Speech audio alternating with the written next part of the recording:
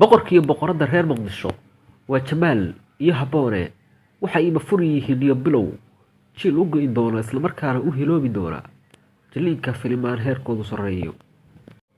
waa bilayaashii bareejayn lahaa bollywoodka hindiya iyo hollywoodka laga daba dhacay.